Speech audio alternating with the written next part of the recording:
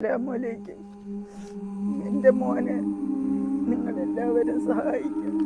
നിങ്ങളാൽ കഴിയുന്ന സഹായവും ചെയ്ത് എൻ്റെ മോൻ്റെ ജീവൻ രക്ഷപ്പെടുത്തി തരണം. എല്ലാവരോടും ഇമ്മ യാചിക്കുകയാണ്.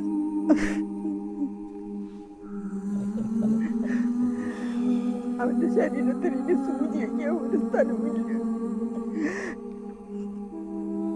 എല്ലാവരും എൻ്റെ കുട്ടിയെ സഹായിച്ച് അവൻ്റെ ജീവൻ രക്ഷപ്പെടുത്തി എനിക്ക് തരണം.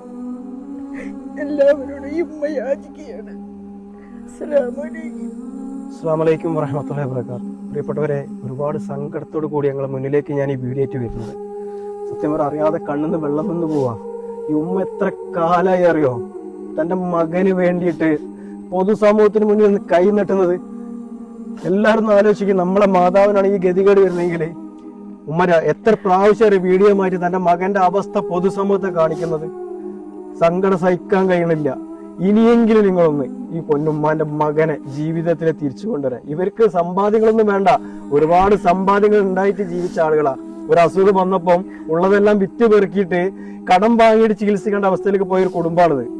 പ്രവാസിയായ മകന് പ്രവാസ ലോകത്ത് ജോലി ചെയ്തിട്ട് തന്റെ ഉമ്മയെ നല്ലതുപോലെ നോക്കിയൊരു മകനാണ്. അതുകൊണ്ടാണ് ഈ ഉമ്മ തന്നെ നോക്കിയ ഒരു മകനാണ് എന്ന് പറഞ്ഞുകൊണ്ട് തന്നെ ഉമ്മ നമ്മുടെ മുന്നിൽ വന്നിട്ട് ഇങ്ങനെ കരഞ്ഞു പറയുന്നത്.